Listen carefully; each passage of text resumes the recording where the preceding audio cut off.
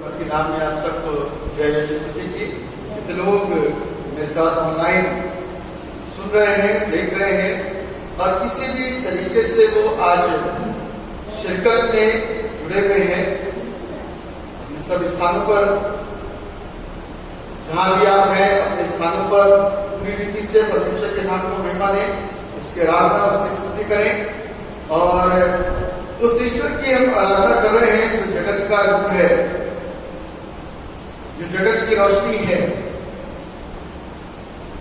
जो सब कुछ है, जो मेरा उठना, मेरा बैठना, मेरा चलना, मेरा फिरना, सब कुछ को जानता है। उसे कोई भेद छिपा नहीं, उसे कोई चीज छुपी हुई नहीं है। वो पावरफुल गॉड है और एक ऐसा ईश्वर है जिसकी इबादत करने के लिए हम और आप जमा होते हैं, इकट्ठा होते हैं, सुनते हैं, क्योंकि उसके आने से हमारे जीवन के अंदर तब्दीलियां होती हैं। वो बेमिसाल है और हम भी कुछ ना कुछ लोगों के सामने मिसाल हो जाते हैं, क्योंकि यदि हम उसके द्वारा चलाए जाते हैं और उसकी सुनते हैं तो ध्यान रखिएगा, उसके द्वारा आने वाला हर एक आशीष मेरे पास से दूसरों तक जरूर पहुंचेगी और दूसरे लोगों के सामने मैं मिसाल बन सकता हूं। और मैं वो प्रभु की सेवकाई को कर रहा हूं और आप कर रहे हैं। आप प्रभु के नाम को ऊंचाइयां दे सकते हैं और बता सकते हैं, क्योंकि वो परमेश्वर बेमिसाल है।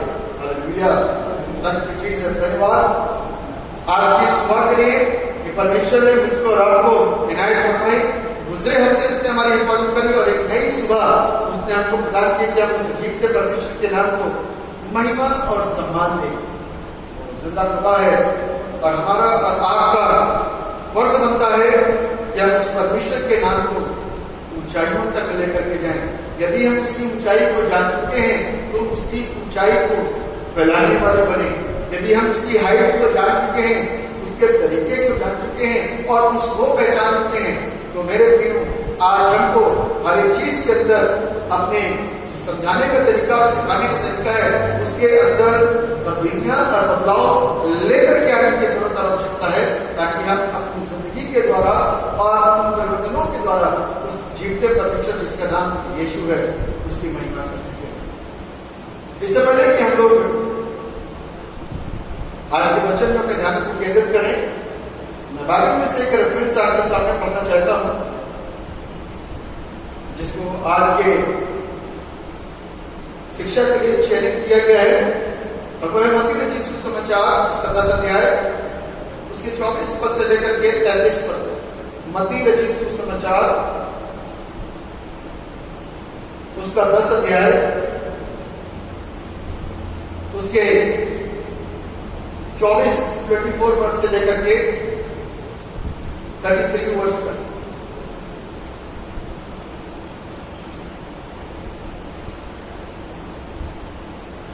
जहां पर इस प्रकार से लिखा हुआ है, चेला अपने गुरु से बड़ा नहीं होता और न दास अपने स्वामी से। चेले का गुरु के और दास का स्वामी के बराबर होना ही बहुत है। जब उन्होंने घर के स्वामी को शैतान कहा तो उसके घर वालों को क्या कुछ ना कहेंगे,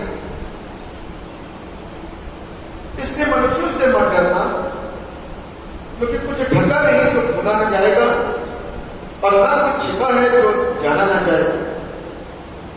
जो मैं तुमसे अंधियारे में कहता हूं उसे तुम उजियाले में कहोगे, और जब कानों कान सुनते हो उसे छतों पर से प्रचार करो। जो शरीर को घात करते हैं पर आत्मा को घात नहीं कर सकते, उनसे मत डरना, पर उसी से डरो जो आत्मा और शरीर दोनों को नरक में नष्ट कर सकता है। क्या पैसे में दो मुर्गे नहीं बिकती और भी तुम्हारे पिता की इच्छा के बिना उनमें से एक भी भूमि पर नहीं गिरती।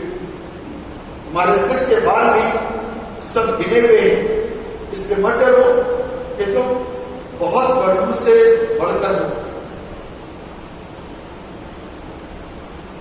जो कोई मनुष्यों के सामने मुझे मान लेगा उससे मैं भी अपने स्वर्गीय पिता के सामने मान लूंगा। पर जो कोई मनुष्यों के सामने मेरा इनकार करेगा, उससे मैं भी अपने स्वर्गीय पिता के सामने इनकार करूंगा। यह 20 का सुसमाचार है। प्रभु यीशु मसीह की स्तुति हो। आमीन। आइए हम सब अपनी आंखों को बंद करेंगे और दुआ में एक साथ शरीक होंगे और परमेश्वर के नाम को धन्यवाद देंगे। मेरे भगवान, आपको धन्यवाद देते हैं आज की सुंदर इस पवित्र सुबह की सवेरा के लिए, जिसमें आपने हमको यह अवसर दिया, मौका दिया कि हम आपके भवन में आकर के आराधना करें और अपने नाम को धन्यवाद दें। इन वचनों को जो प्रभु आपने दिए हैं, इसको सीखने के लिए मेरी अगुवाई कीजिए और इसको सिखाने के लिए मेरा मार्गदर्शन कीजिए। क्योंकि प्यारे पिता परमेश्वर, बगैर आपकी दया के, बगैर आपके अनुग्रह के और बगैर पवित्र आत्मा के ना तो मैं इसके सही अनुवाद को ले सकता हूं और ना ही मैं दूसरों को बांट सकूंगा। यदि मेरे पास सही अनुवाद नहीं है तो मैं अशिक्षित हूं, और यदि मैं दूसरों को वही चीज बांटूंगा तो वे भी अशिक्षित ही रहेंगे। इसलिए हम नहीं चाहते ना तो मैं अशिक्षित रहूं और ना वे जो सुन रहे हैं वे अशिक्षित रहें। हम चाहते हैं कि सुनने वाला भी शिक्षित हो, जो सीख रहा है, और हर एक व्यक्ति जिसको सिखाया जा रहा है वो बंदा भी शिक्षित हो। क्योंकि हमारे पास में उस जीवते परमेश्वर के प्रति जो ज्ञान आ रहा है, हमको मिल रहा है, वो सही, सीधा और सरल हो, ताकि हम एक सच्चे परमेश्वर को सही तरीके से, सरल शब्दों में, सही और उत्तम उचित अनुवाद के साथ में सीख सकें और जान सकें, ताकि जो हमारे मन और विचारों के अंदर जो बड़ी उलझने हैं, सवालात हैं, ईश्वर को लेकर के उन सारी चीजों का निवारण हो सके और वो सारी बुद्धियां सुलझ सके। अध्याय, क्योंकि बगैर सही अनुवाद के हम कभी भी सीधा विचार कर नहीं सकते। प्रभु अपनी अगुवाई कीजिए, मुझे नाचीज को अपनी सेवकाई के लिए इस्तेमाल कीजिए, ताकि महिमा आपकी मिल सके। हर एक को किसी भी रीति से सुन रहा है, मसीह यीशु के द्वारा आज की सुबह वचन की शिक्षाओं के द्वारा शिक्षित किया जाए, और सिर्फ शिक्षित ही ना हो परंतु उसके हृदयों के अंदर परमेश्वर का वचन उतर सके और वो ब्लेस हो सके, आशीष हो सके। धन्यवाद करता आपने हमारी प्रार्थनाओं को सुना। सारा आदर महिमा गौरव आपको देते हुए दुआ को आपके नाम में मांगते जैसे सुनिए और कबूल। जितने लोग ऑनलाइन मुझको सुन रहे हैं, देख रहे हैं, परमेश्वर आप सबको आशीष दे।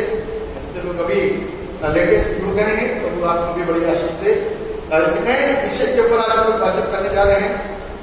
टॉपिक है हमारा, Jesus teaches us to be bold in God service.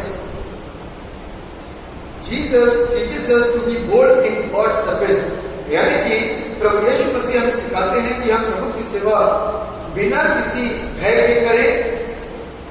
दूसरे शब्दों में कहें तो हमारे अंदर एक क्या हो, भय और डर का आत्मा ना हो, और बगैर डरे उस जीवते परमेश्वर के नाम को महिमा दें। बताना चाहता हूं आप लोगों को, इंसान सही काम कर रहा है तो बताने से डर रहा है, गलत काम कर रहा है तो बेधड़क कर रहा है। इसलिए आप सही काम कर रहे हो, आज सही सुन रहे हो, क्योंकि यीशु मसीह एकमात्र जीवित परमेश्वर है।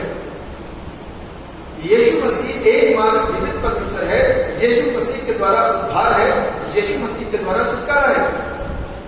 आप सही काम कर रहे हो और सही बता रहे हो, सही सिखाते समय आपके अंदर जरा सा भी भय नहीं होना चाहिए, जरा सा भी डर नहीं होना चाहिए। ये आज का विषय है, ये आज का थीम है, ये टॉपिक है जिसके ऊपर आज हम मनन कर रहे हैं। गलत काम करते समय तो इंसान कभी नहीं डरता, बेधड़क करता है। चोरी बेधड़क करता है, खून बेधड़क करता है, माधाव बेधड़क करता है, बेईमानी बेधड़क करता है, नकल बेधड़क करता है, लालच बेधड़क करता है, और उसमें जरा सा भी इसको डर नहीं लगता। पैसा किसी का चुराने बेधड़क करता है, जरा सा भी नहीं डरता।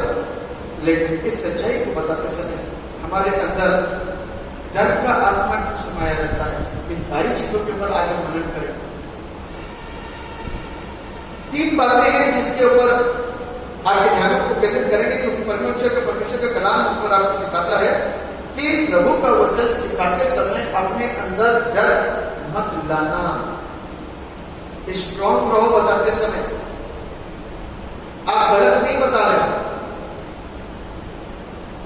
या तो जब तक सीखे नहीं हो मत बताओ, और सीखे हो तो डरो मत, चुपचाप खड़े रहो और खुदा की निजात के काम देखो। आपको कुछ नहीं करना पड़ेगा, वो करेगा। बहुत हटीली जिंदगियों के अंदर वो काम करता है और इंसान कैसे बदल जाता है। हम और आप सिर्फ संत बन के देखते रह जाते हैं, सोचते रहते हैं कि हुआ क्या। तो जितने भी शिक्षक हैं, जितने भी सिखाने वाले, जितने भी बताने वाले, जितने भी विश्वासी, जितने नए विश्वासी हैं, सिखाने का प्रयास करते हैं, थोड़ा थोड़ा करके बताते हैं, ज्यादा करके बताते हैं, जैसे भी तरीके से बताते हैं। कभी भी अपने अंदर डर का आत्मा न रखना, क्योंकि परमेश्वर का कलाम मुझको और आपको मत्ती रचित सुसमाचार के 28वें अध्याय के अंतिम पद में कहता है, 98% कहता है, जाओ क्या करके लोगों को चेला बनाओ और उन्हें पिता, पुत्र और पवित्र आत्मा के नाम में बपतिस्मा दो। और अंतिम पद में कहता है कि जगत के अंत तक सदैव में तुम्हारे। अब कितने लोग विश्वास करते हैं कि प्रभु हमारे साथ में, तो हमारे कुछ हानि हो जाएगी। यदि प्रभु यीशु हमारे साथ में है तो क्या हमारी कुछ हानि हो सकती है? नहीं। प्रभु यीशु मसीह हमारे साथ में है तो कोई हमारे बाद में जो वचन है, हमको इस वचन से ऊंचा कोई वचन मिल सकता है? नहीं मिल सकता। इस परमेश्वर से ऊंचा कोई मिल सकता है? नहीं मिल सकता। इस सत्य से ऊंचा कोई मिल सकता है? नहीं मिल सकता। तो नीचा करने वाला कोई नहीं है। नीचा करने वाला कोई भी नहीं है, ना कोई कलाम है, ना कोई व्यक्ति है। और बाइबल हमको एक बात सिखा रही है, जिन बातों के ऊपर हम लोग मनन बाद में करेंगे। 3 पॉइंट है, उन 3 पॉइंट को हमको और आपको सीखना है और समझना है, सेवकाई करते समय में, सिखाते समय में और बताते समय। कलाम हमको सिखा रहा है कि इस दुनिया की बड़ी भीड़ के अंदर जब आप प्रचार करने का काम करते हो ना, सेवकाई करते हो, तो ये आसान काम नहीं। सबसे पहली बात, this is not easy task. ये कठिन है,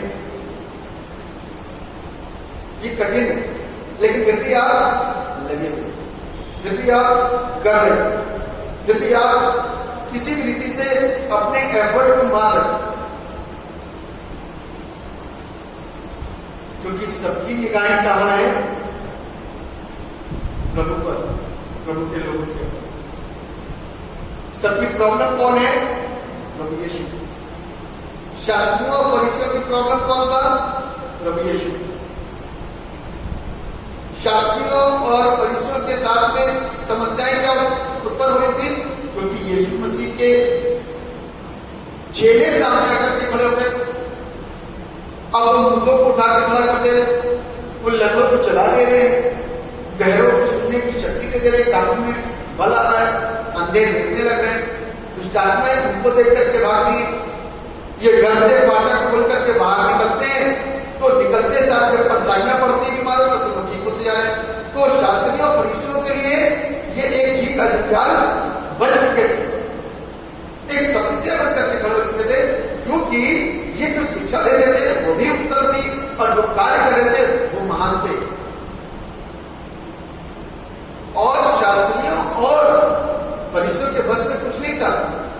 इन लोग ऐसा कुछ भी नहीं कर सकते थे, ना तो इनके पास कुछ प्रॉपर्टी थी, ये सिर्फ व्यवस्था को लेकर के घूम रहे थे। और जब मैं पीछे 2 दिन पहले प्रातः काल के मनन में बैठा हुआ था, लोगों को सिखा रहा था, तो मैंने यही बात बताई कि व्यवस्था जो है वो मनुष्य को पाप का बोध कराती है।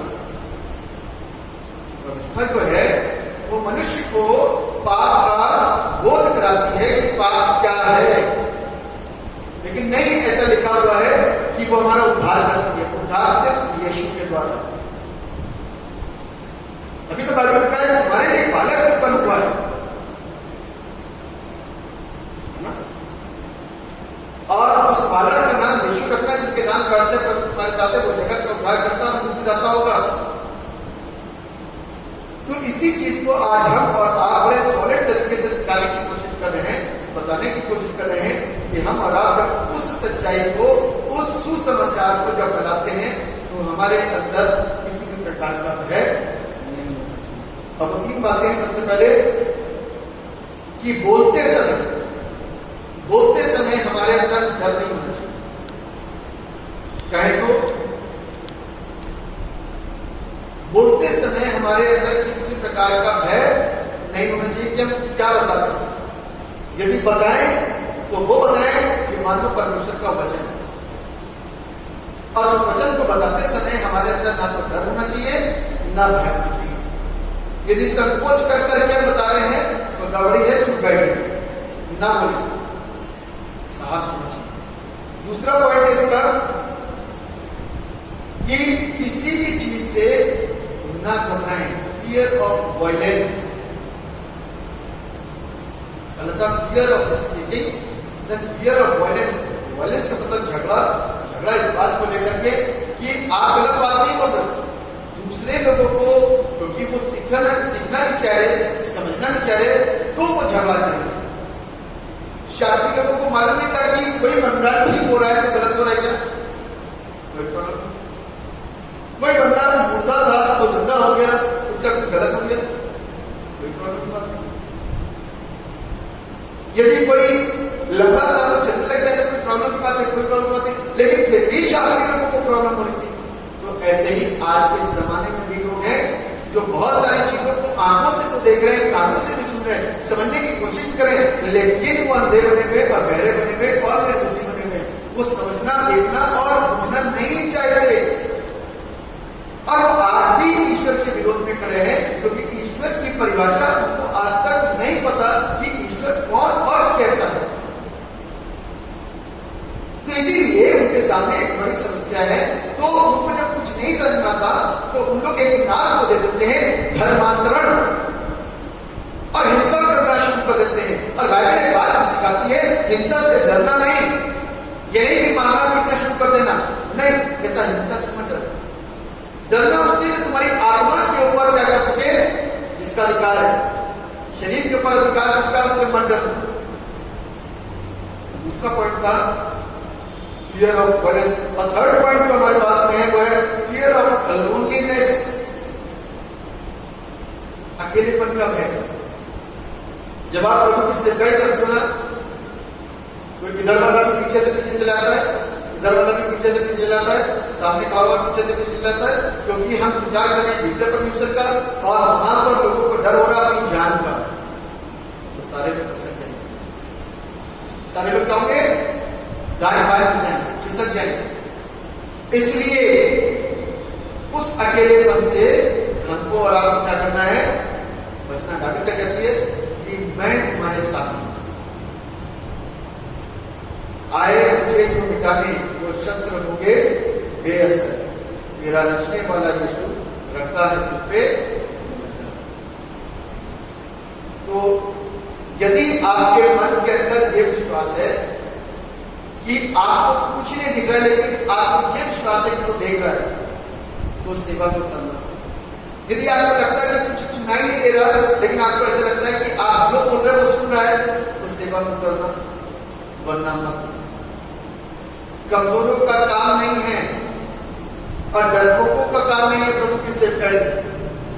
प्रभु की सेवकाई में, मैं दोबारा रिपीट कर रहा हूं, कमजोर और डरपोकों का काम नहीं है। बाइबल में एक जगह जिक्र लिखा हुआ है कि उन चपर चपर करने वाले कुत्तों को अलग कर ले और वो काम करें। तो बाइबल के वचनों को हमको सॉलिड तरीके से सीखना है और समझना है, क्योंकि डरेंगे तो भी मरेंगे, नहीं डरेंगे तो भी मरेंगे। चाहे कोरोना मार दे, चाहे डेंगू मार दे, चाहे मलेरिया मार दे, चाहे प्लेग मार दे, चाहे इंसान मार दे, चाहे हम खुद अपने आप को मार दे, चाहे शैतान मार दे, चाहे एक्सीडेंट मार दे, चाहे करंट मार दे, चाहे कुछ भी मार दे, भाई हम भी मार सकते हैं। लेकिन एक बात को ध्यान रखना, जब आप यीशु मसीह के साथ में हैं तो सारा प्रयास शैतान का होगा मानते हैं, और शैतान बहुत कोशिश करेगा, बहुत कोशिश करेगा, लेकिन आपको छू नहीं पाएगा, आपको छू नहीं पाएगा। और यदि छू भी लेता है, किसी के माध्यम से उससे भी ये काम करवा भी देता है, हिंसा करवा भी देता है, मरवा भी देता है। देखिए पतवा करके स्तिफनुस को मारा गया, पतवा करा गया पौलुस के ऊपर, लेकिन वो बच निकला। तो प्रभु की सेवकाई करते समय कुछ भी हो सकता है।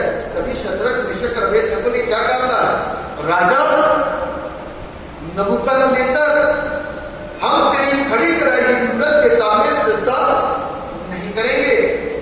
गलत बात थी नहीं, लेकिन इंसान के आगे झुकना, मूर्तियों के आगे झुकना, ये बिल्कुल गलत है, सरासर गलत है। इसीलिए जो परमेश्वर के सामने एक बार झुक गया तो वो दूसरों के सामने नहीं झुकेगा। इंसान का सम्मान शब्दों से, इंसान का सम्मान बातों से, इंसान का सम्मान नजरों से कर सकते हैं और करिए, कोई बुराई नहीं है। लेकिन किसी को ईश्वर का दर्जा देना जैसे सिर्फ ये पाप है, और इस पाप से अपने आप को बचाइए कि अनजाने में हमसे कोई पाप ना हो जाए, अनजाने में हमसे कोई पाप ना हो जाए। इसलिए हमको और आपको उससे अपने आप को बचाने की जरूरत और आवश्यकता है। अब आता है point number 1, the fear of speaking. जब आप प्रचार करते हो, मैं सब निकालिए यशायाह की पुस्तक,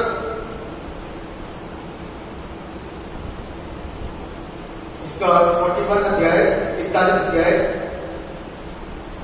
और उसके 8 पद से यहां पर लिखा हुआ है, इसके 9 पद को मैं पढ़ूंगा। तू जिसे मैंने पृथ्वी के दूर दूर देशों से लिया और पृथ्वी की छोर से बुलाकर ये कहा, तू मेरा दास है, मैंने तुझे चुना है और तजा नहीं। मत डर, क्योंकि मैं तेरे संग, इधर उधर मत ताक, क्योंकि मैं तेरा परमेश्वर हूं। मैं तुझे दृढ़ करूंगा और तेरी सहायता करूंगा, अपने धर्म में दाहिने हाथ से मैं तुझे संभालूंगा। अपने धर्म में दाहिने हाथ से मैं तुझे संभाले रहूंगा। देख, जो तुझसे क्रोधित हैं वे सब लज्जित होंगे, जो तुझसे झगड़ते हैं उनके मुंह काले होंगे और वे नष्ट होकर मिट जाएंगे। जो तुझसे लड़ते हैं उन्हें ढूंढने पर भी तू ना पाएगा। जो तुझसे युद्ध करते हैं वे नष्ट होकर मिट जाएंगे, क्योंकि मैं तेरा परमेश्वर यहोवा तेरा दाहिना हाथ पकड़कर कहूंगा, मत डर, मैं तेरी सहायता करूंगा। परमेश्वर का प्रॉमिस, बोलते समय डरना नहीं, कहते समय डरना नहीं। उससे लोग लड़ेंगे, उससे लोग झगड़ेंगे, लेकिन ध्यान रखना, ढूंढने पर भी ढूंढ नहीं पाए। घबराहट नहीं होनी चाहिए बोलते समय क्या बोल रहे हो। आपको मालूम है यहूदियों में बहुत ज्यादा आइडल वर्शिप, पूजा पाठ थी, और यहूदी लोग तरह तरह की पूजा पाठ करते थे। और पौलुस ने मिशनरी यात्राएं करी, बहुत मिशनरी यात्राएं करी। देश में पहुंचा तो उनकी मूर्तियों को सीधे ललकार दिया, उसको सीधे ललकार दिया और सीधे ललकार करके उनको प्रचार करा, जो तुम करते हो वो गलत करते हो। सत्य को जानो, सत्य तुमको आजाद कर देगा। लोगों को बुरा लगा, लेकिन बहुत सारे लोगों की बुद्धियां खुल गई, क्योंकि उसने एक ऐसा ललकारा बाइबल में मिलेगा आपको आसानी से करना। लोगों की बुद्धियां बंद हो गई, लोग विरोध में आ गए। कुछ लोगों ने विश्वास, कुछ लोगों ने विश्वास किया। तो कहने का अर्थ यह है कि जब भी आप विचार करो तो आपके अंदर भय का आत्मा नहीं होना चाहिए। बताओ, निडर होकर के बताओ, आपके लिए क्या हुआ। लोग डर जाते हैं गवाही देते समय, डर जाते हैं यीशु का नाम लेते समय, डर जाते हैं बताते समय कि हम चर्च जा रहे हैं, डर जाते हैं बताते समय कि हम वहां पर प्रार्थना करते हैं, डर जाते हैं अपने घर में छुप छुप करके वचन को पढ़ते हैं। बहुत सारी स्थितियां परिस्थितियां आपके सामने आती हैं, बहुत सारी स्थितियां परिस्थितियां दुनिया के लोगों के सामने आती हैं। मानना तो चाहते हैं, स्वीकार करना तो चाहते हैं, जीवन जीवन को चाहते हैं, छुटकारा को चाहते हैं, चंगाई को चाहते हैं, लेकिन उसके बाद में परमेश्वर के साथ चलना पसंद नहीं करते, परमेश्वर के साथ चलना नहीं पसंद करते। मैंने अपने जीवन में बहुत सारे ऐसे लोगों को देख लिया, बहुत सारे ऐसे लोगों को देखा है जो परमेश्वर के द्वारा जीवन पाते हैं, चंगे होते हैं, छुटकारे पाते हैं, लेकिन फिर लौट जाते हैं। मेरा उनसे कोई प्रॉब्लम नहीं है, जिसको लौटना है वो लौट सकता है, क्योंकि हमारा कोई प्रेशर नहीं है किसी के ऊपर। हमारे प्रभु ने किसी के ऊपर प्रेशर नहीं डाला। यदि प्रेशर डाला होता तो आज दुनिया में सिर्फ एक ही धर्म होता, एक ही जाति होती। वो प्रेशर नहीं डाला। ये जितनी चीजें बनाई गई है ना, वो सारी इंसान की रची गई है। इसीलिए ईसाई में कोई धर्म नहीं है, ईसाई विश्वास है। ईसाई नाम की बाइबल के अंदर कहीं नहीं है। ये विश्वास है, और ये विश्वास सत्य के ऊपर विश्वास है, सच्चाई के ऊपर विश्वास है। आज लोग बोलते तो जरूर है सत्संग, लेकिन सत्य कुछ नहीं होता, उसमें सत्य कुछ नहीं होता। सत्य के साथ में सत्य का होना बहुत जरूरी होता है, लेकिन वहां पर सत्य दिखाई नहीं देता, वहां पर आडंबर दिखाई देता है, झूठ दिखाई देता है, और फूट और विधर्म दिखाई देती है, लड़ाई और झगड़े दिखाई देते हैं, और ठिकाना और फुसलाना दिखाई देता है। यहां पर इसीलिए सीधे परमेश्वर के वचनों को दिया जाता है, पढ़ लो, विश्वास होता है तो ठीक है, नहीं होता है तो ठीक है। बाइबल बताती है भजन संहिता उसके 34 अध्याय के अंदर, परख कर देखो यहोवा कैसा भला है। परखो, उस परमेश्वर को क्या करो, परखो, चेक करो कि जैसा वो कहता है वैसा वो करता है कि नहीं करता। लोग कहने को कह सकते हैं हमने कहां देखा यीशु मसीह को कि वो चंगा कर रहा है, रोग जिला रहा है, ऐसा कर रहा है, वैसा कर रहा है। बिल्कुल ठीक कहते हो, आपने कहां देखा होगा, लेकिन आज उसके लोगों को देखो जरा, चंगाइयां कैसी कैसी हो रही है, छुटकारे कैसे कैसे बन रहे, कैसे कैसे लोग वचन की शिक्षा से वचन को पढ़ पढ़ करके स्वतंत्र होते चले जा रहे हैं, आजाद होते जा रहे हैं। तो इसलिए आप जब परमेश्वर के वचन को फैलाने के लिए आओ और बताने के लिए आओ, तो डर और भय का आत्मा हमारे अंदर कदापि नहीं होना चाहिए। दूसरा पॉइंट है द फियर ऑफ वायलेंस। जब ऐसी स्थिति होती है, जब आप प्रचार कर रहे होते हो, तो अब आप वहां जाकर के झूठ तो बोलोगे नहीं, घुमाओ फिराओगे तो नहीं, जितनी देर घुमाते रहो उतनी देर आपको कोई कुछ नहीं कहेगा, जितनी देर घुमाते रहोगे उतनी देर आपको कोई कुछ नहीं कहेगा। जिस समय आपने बोला यीशु एकमात्र उद्धार करता, तो प्रॉब्लम हो जाएगी। अब कैसे है उसको प्रूव करो, कैसे है उसको प्रूव करो, और हमको और आपको प्रूव करना है, क्योंकि बाइबल में लिखा हुआ है 6:4-45 के अंदर, यूहन्ना रचित सुसमाचार 4 अध्याय और 48वें पद में लिखा हुआ है कि लोग जब तक चिन्ह और चमत्कार को देख ना ले तब तक वो विश्वास नहीं करेंगे। जितने लोग ऑनलाइन उसको देख रहे हैं, सुन रहे हैं, मैं ऐसा विश्वास करता हूं कि आप में से बहुत सारे लोग चर्च आ चुके होंगे, शक्य भी हुए होंगे, आपके अंदर बीमारियां भी दूर होंगी, आपकी दुष्टात्माएं भी दूर हुई होंगी, और सारी चीजें हुई होंगी। और जब ऐसा हुआ तो आप लोगों ने प्रभु यीशु मसीह पर विश्वास किया। उससे पहले आप लोगों में से भी बहुत सारे लोग ऐसा बोलते हैं कि हम वहां नहीं जाएंगे, चर्च नहीं जाएंगे, क्यों जाए। लेकिन जिस दिन प्रभु यीशु मसीह आपकी जिंदगी के अंदर आ गए, जिस दिन आपको चंगाई मिल गई, जिस दिन आपको छुटकारा मिल गया, उस दिन आप, तो यही चीज है हमारे और आपके पास में परमेश्वर है। आप इस चीज में एफर्ट मत करके, जोर मत लगाइए कि आप कुछ चंगा करने का काम कर रहे हो। नो, चंगा वो करता है, उसकी उपस्थिति से शैतान भागता है, उसकी उपस्थिति से बीमारी भागती है, उसकी आज्ञा देने से आदमी तूफान उठ जाता है, उसके कहने से होता है, और वो जिसके साथ में है उसको सब कुछ मिल जाता है। वो जिसके साथ में अर्थात साथ में है उसको क्या मिल जाता है? सपोर्ट मिल जाता है।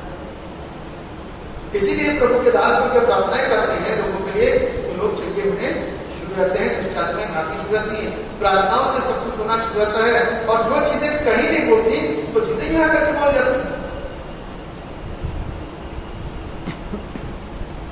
मैं आपको उस दिन का एक किस्सा सुना रहा हूं। एक बुजुर्ग महिला आई, उनके साथ कुछ समस्या होगी, उनको किसी ने बताया होगा कि चर्च चले जाओ ठीक हो जाओगे, तो वो बेचारी भी आ गई यहाँ पे और आने के बाद में उनके लिए प्रार्थना हुई। पहले उनको वचन समझाया, उनको कुछ समझ नहीं आ रहा, मैं समझ नहीं पा रही, मेरा दिमाग खराब हो जाता है, कल आपने दिमाग चलता नहीं है। फिर उनके लिए प्रार्थना करी और प्रार्थना करने के बाद में उनके अंदर चार चौराहे से निकलने वाली चीजें कोई लगी हुई थी जो 7 साल से उनके अंदर थी। और वो माता जी को उनके घर के लोगों को विश्वास नहीं था कि कैसे हो गया। बीमार तो थी, परेशान तो थी, लेकिन उनको पता नहीं था कि उनके साथ ये समस्या है। और प्रभु यीशु मसीह जिस बाइबल में लिखा हुआ है वो ज्योति जिस समय आती है तो सारी चीजें खुल जाती है, सब कुछ पता चल जाता है। जो चीजें पता नहीं होती वो सारी चीजों के खुलासे होने शुरू होते हैं और उस समय वो माता जी को उसी दिन छुटकारा मिला और वो ठीक होकर के परमेश्वर को धन्यवाद देने पाए। तो कहनी पड़ती है कि मेरे और आपके पास में परमेश्वर है, परमेश्वर रहता है। आप और हमारा परमेश्वर का संबंध अच्छा होता है तो परमेश्वर हमारे घर की प्रार्थनाओं को सुनते हैं और सुन करके लोगों को जीवन देते हैं। तो हिंसा करने का जो एक शुरुआत होती है वो खत्म होने लग जाती है। इसीलिए ये गीत बड़ा पसंद है, आए मुझे जो मिटाने वे शस्त्र भूखे बेअसर, तेरा रचने वाला यीशु रखता है मुझ पर नजर। तो कोई भी शस्त्र जो हमको तबाह करने के लिए आते हैं वो कभी भी कुछ नहीं कर सकते, क्योंकि वो हमारा रचने वाला परमेश्वर हमको संभाल करके रखता है। और बाइबल में बड़ी खूबसूरत सी बात लिखी है, आप पढ़ सकते हैं मत्ती रचित सुसमाचार उसका 10 अध्याय उसके 28 वर्ष 28 वर्ष, मैथ्यू चैप्टर 10 वर्ष 28। यहाँ पर लिखा है जो शरीर को घात करते हैं पर आत्मा को घात नहीं कर सकते। मारने वाला किसको मारता है? गुस्सा किसके ऊपर होता है? इस चेहरे के ऊपर, हमारे ऊपर। और वो मारेगा तो किसको मारेगा? हमको मारेगा। और मारने के बाद क्या होगा? ये शरीर खत्म होगा लेकिन आत्मा नहीं छू सकता। आत्मा छू सकता है क्या? आत्मा को नहीं छू सकता। तो बाइबल कहती है उनसे मत डरो, उसी से डरो, जिससे उसी से डरो जो आत्मा और शरीर दोनों को नरक में नष्ट कर सकता है। वो परमेश्वर जो आत्मा और शरीर दोनों को नरक में नष्ट कर सकता है। आत्मा किसके अधिकार में है? बनाने वाले के। किसके अधिकार में? जो हत्या करते हैं, जो हत्या करते हैं वो कभी भी ईश्वर के राज्य में वारिस नहीं हो सकते, सिर्फ एक वजह से, क्योंकि उन्होंने पाप किया हत्या। और यदि हत्या करने के बाद में बहुत जबरदस्त सीधा पश्चाताप करा, उन्होंने अपने पाप अपना कुकर्म सदा के लिए छोड़ दिया, तो हो सकता है कि एक बार माफी मिल जाए परमेश्वर की तरफ से, इंसान की तरफ से नहीं। परमेश्वर माफ कर सकता है, कितना भी बड़ा गुनाह क्यों ना हो प्रभु यीशु मसीह माफ करते हैं, लेकिन वो गुनाह दोबारा नहीं होना चाहिए। तो इस बात को ध्यान रखिएगा कि उससे डरना है जो हमारी आत्मा को अपने नियंत्रण में रख सके। शरीर घात करने वाले से डरना हमारे लिए फायदे की बात होती है, क्योंकि आत्मा परमेश्वर के पास में जाएगी और ऐसे हमारे सारे प्रयास विफल हो सकते हैं, लेकिन आत्मा हमारी परमेश्वर के पास में जाएगी। जब सेवकाई करते हुए मर रहे, सच्ची सेवकाई करते हुए मर रहे, हमारी आत्मा प्रभु के पास में ही। आपने देखा ना, सारा आत्मा शरीर से नहीं डर रहे, शरीर को घात कर रहे, आत्मा से उनको कोई फर्क नहीं पड़ रहा। और जब इंसान मर जाता है ना तो सबके ऊपर कौन तांडव करता है? आत्मा। इसको आप क्या नाम देते हो? दुष्ट आत्मा। वो दुष्ट बन जाता है। और क्या होता है, फिर दुष्ट आत्मा को निकालते हो घंटों दिनों और कितने कितने साल, मैंने बताया कभी 7 साल 27 साल 40 साल, कितने साल से लोग आए हैं यहाँ पे ठीक होने के लिए और ठीक होकर के गए। प्रभु यीशु मसीह ने उनके ऊपर दया करी, उनको जीवन दिया है। लोग तरह तरह की बीमारी से और कुछ आत्माओं से चंगे हुए हैं। प्रभु यीशु मसीह ने उनको जिंदगी दी है, क्योंकि वो जीवन का दाता है। हम जीवन की तरफ कभी सोचते नहीं, इसके हमको मिलता नहीं। जिस दिशा में वो जाना नहीं है तो हमको उस दिशा के लाभ कैसे मिल सकेंगे? अपनी दिशाओं को बदलिए, सत्य के पास में आइए, सत्य आपको क्या करेगा? स्वतंत्र करेगा। तो ये का पॉइंट आपका द फियर ऑफ वायलेंस, उस हिंसा से बचेंगे, उससे परेशान मत होइए, क्योंकि हमारा प्रभु हमारी आत्मा को अपने नियंत्रण में रखता है और उस परमेश्वर के पास में अधिकार है कि वो हमारे आत्मा और हमारे शरीर दोनों को नरक में डाल दे। तो हिंसा करने वाले हर एक को व्यक्ति वो कभी नहीं बच सकेंगे, कभी नहीं बच सकेंगे, कभी नहीं बच सकेंगे। गलत के लिए आवाज तब उठाई जाती है जब सारे पहलुओं की आपने जांच और पड़ताल कर ली। यदि कुछ गलत होता है तो आप आवाज उठाओ, यदि कुछ सही होता है तो उसका साथ। यदि कुछ गलत होता है तो आप आवाज उठाओ, यदि कुछ सही होता है तो आप उसका साथ दो। ठीक है? संसार में बहुत सारे ऐसे काम है कि कोई सही कर रहा होता तो आप उसके साथ दो, लेकिन जहां पर कुछ गलत होने लग जाता है वहां पर आप उसके साथ नहीं होते। लेकिन यहां पर आप परमेश्वर को त्याग देते हो, सच्चाई को त्याग देते हो, सत्यता को त्याग देते हो और दूर। इसलिए हमको और आपको हर एक चीज को सीखना है और समझना। अंतिम point, the fear of loneliness. The fear of loneliness यानी कि अकेलेपन का डर। आपने कभी सोचा है जब आप प्रभु की सेवकाई कर रहे होते हो तो कई बार बहुत अकेले होते हो? जब प्रभु की सेवकाई कर रहे होते हैं हम तो कई बार बहुत अकेलापन होता है। आप इसके ऊपर सोचते ना कि हमारे साथ में, हमारे साथ में वो भी हालेलुया बोलता है, वो भी प्रेज गॉड करता है, वो भी आराधना करता है, वो भी हाथ गाता है, वो भी गाने गाता है, वो भी प्रचार करता है, वो भी गवाही देता है, वो भी दूसरों को समझाता है, वो भी सारे काम करता है। लेकिन जब वक्त आता है ना तो उनमें से एक ही बंदा दिखाई नहीं देता, क्योंकि उनके अंदर डर है मौत का। परिवार के लोगों को कोई छूना दे, किसी को कोई छूना दे, तो इसे डर से हमको और आपको क्या करना है? अपने आप को। तो इसीलिए यहाँ पर लिखा हुआ है द फियर ऑफ लोनलीनेस, अकेलापन।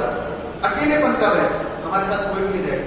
बाइबल कहती है कि बिल्कुल डर ना खाना, क्योंकि मैं तुम्हारे साथ हूं, मैं तुम्हारे साथ में हूं। तुम्हारे हर एक स्ट्रगल में, तुम्हारे हर एक संघर्ष में मैं तुम्हारे साथ में रहूंगा। हो सकता है कि 666 की मोहर आ जाए और आपको राशन न मिले, तभी परमेश्वर साथ देगा। हो सकता है कि आपका परिवार आपको छोड़ के चला जाए कि तुमने किसको स्वीकार कर लिया, तब आप अकेले पड़ोगे, तो परमेश्वर आपके साथ में होगा। लेकिन आप जब भी प्रभु के पास में आना, सच्चाई के साथ में आना, धोखाधड़ी के साथ में मत आना, क्योंकि धोखा देने वाले बहुत प्रकार के लोग हैं। आप समझ नहीं सकते भेड़ों के भेष में भेड़िए बैठे हैं, भेड़ के भेष में ऐसे ऐसे भेड़िए बैठे हैं। भेड़िए का मतलब कि ऐसी ऐसे सोचों को लेकर के बैठे हैं, ऐसे ऐसे मंसूबों को लेकर के बैठे हैं, ऐसे ऐसे इरादों को लेकर के बैठे हैं। ऐसे लोगों से हमको और आपको क्या करना है? कोई बात नहीं, अकेले कभी होते तो कोई प्रॉब्लम की बात नहीं है, आप अपने डेस्टिनेशन पे जरूर पहुंचोगे। कभी गौर किया है स्टेशन पे जब हम और आप होते हैं तो कितनी सारी गाड़ियां होती हैं। जब आपकी गाड़ी वहां से छूटती है, एक समय में सिर्फ अकेली होती है, वादियों में सो करके गुजर रही होती है। एक समय आप अपनी गाड़ी को अकेला देखोगे और वो गाड़ी वादियों में सो करके गुजर रही होगी, और एक अकेली गाड़ी देखोगी, सिर्फ सिंगल ट्रैक होगा और सिंगल ट्रैक पे सिर्फ आपकी गाड़ी चल रही होगी। कभी अंधेरा हो रहा होगा तो कभी रोशनी हो रही होगी, कभी फिर रात होने वाली होगी। तो इस तरीके के मंजर आपके सामने कई बार आते हैं। तो लाइफ के अंदर इस तरीके के मंजर जरूर आएंगे जब आप प्रभु के साथ होंगे। जब दौड़ रहे हो तो अकेलापन एक न एक बार जरूर महसूस होगा, और वो अकेलापन होना बहुत जरूरी है। ध्यान कराता है वो आपको, वरना आप तो अंधेरे में रह जाओगे कि ये एक वक्त हमारा साथ देगा, वो हमारा साथ देगा। आपको सब कुछ पता चल जाएगा कि साथ कोई नहीं देगा। इसने आरंभ में प्रॉमिस किया था, इसने अंत में प्रॉमिस किया कि जगत के अंत तक सदैव मैं तुम्हारे साथ रहूंगा, खड़ा वही रहेगा और कोई खड़ा नहीं रहेगा। ध्यान रखना। तो अकेलापन जो है ना होगा, आने को कोई प्रॉब्लम नहीं। आपके पास में आपका जीवित कलाम है। अभी आपने सेवकाई देखी नहीं, आपने भरे पूरे चर्च को देखा है, आपने लोगों के बीच में आकर के सिर्फ बैठे हो, आपने भीड़ में अपने आप को दिखाया है। कभी आप अकेले नहीं थे, अकेलापन नहीं थे। जिस दिन अकेले होंगे ना, टूटे होंगे, ये भी काम नहीं बन रहा, वो भी काम नहीं बन रहा, ये कहोगे यीशु मसीह के पास आने के बाद में मेरे साथ में समस्याएं क्यों हो गई। मैं बताना चाहता हूं कि जो सारी चीजें आपने प्रार्थना में प्रभु से क्लेम करी ना कि प्रभु मेरे साथ में ऐसा हो, तो मैं आप पर विश्वास करता हूं। आपकी प्रार्थना डिपेंड करती है मेरे साथ में अच्छा होना चाहिए। मैं प्रभु आप पर पूर्ण रूप से विश्वास करता हूँ। मेरे पास में अदर की कमाई होनी चाहिए, मेरे साथ ये होना चाहिए, मेरे साथ ऐसा नहीं होना चाहिए, मेरे साथ जो कुछ भी आपकी मर्जी के मुताबिक अच्छा और बेस्ट और बेटर होना चाहिए। इस तरीके की प्रार्थना करने के बाद में तो आपने पुरानी सारी चीजें जो अधर्म की हैं वो सब छूट चली हैं।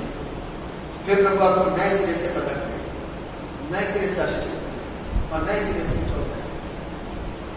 तो जब सारी चीजें छूट रही होती ना, तो आप कहते हो प्रभु ये सारी चीजें छूट क्यों रही है, जा क्यों मेरे पास से, और धीरे धीरे करके वो सब चीजें चली जाती है ना, सब कुछ खत्म हो गया। लेकिन ध्यान रखना वो सारा अधर्म खत्म हो रहा है और यीशु के अंदर घबराना नहीं, अकेलापन ना महसूस करना, डरना नहीं, और प्रभु से निरंतर प्रार्थना करते रहना।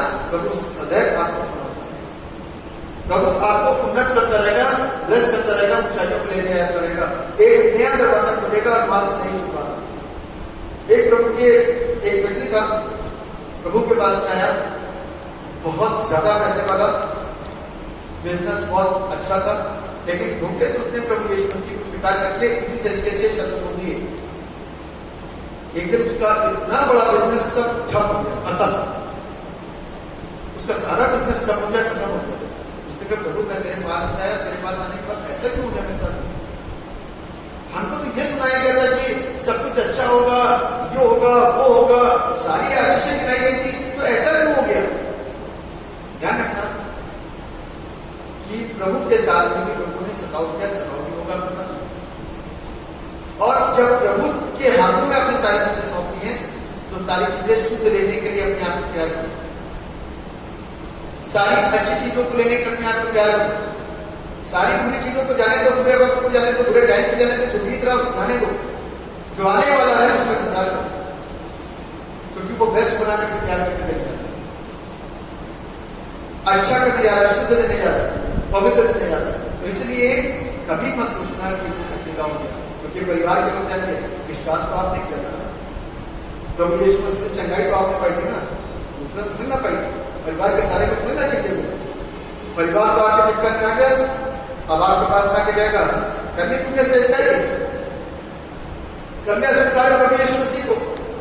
चार दोस्त किया, अच्छा भैया यही विश्वास कर रहे थे, यही पर आकर के तुम टिक रहे थे, इसी यीशु को विश्वास कर रहे थे, तो शांत रहना, बोलना कुछ नहीं, वो आपका अकेलापन होगा, क्योंकि आपकी पत्नी भी छोड़ सकती है, तिरस्कार कर सकती है, आपके लोग भी आपको बोल सकते हैं, आप दोस्त बोल सकते हैं, मित्र भी बोल सकते हैं।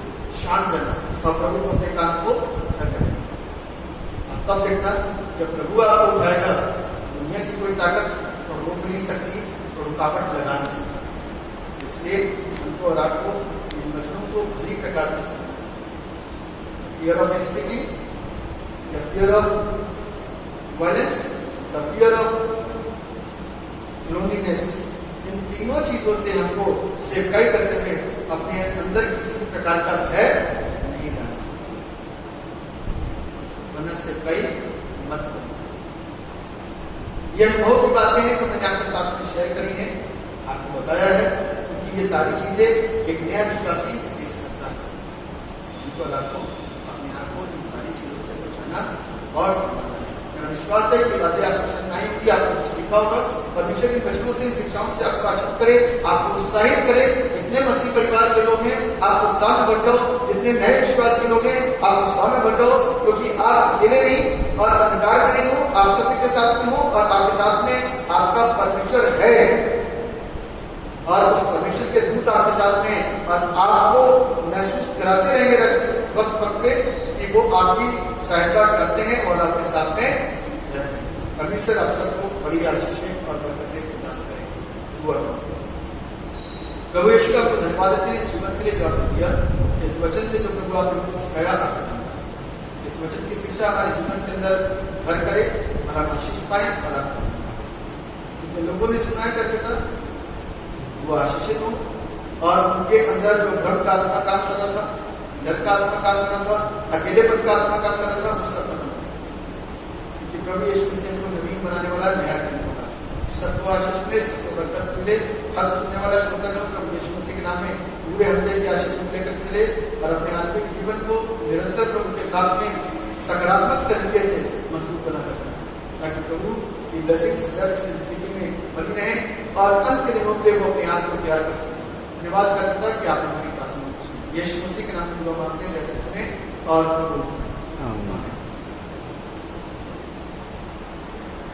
मेरा विश्वास है कि हम लोग ने अच्छे वचनों को प्रभु के कलाम के मार्फत सीखा, सुना और ये हमारी जिंदगी के अंदर कार्य करे।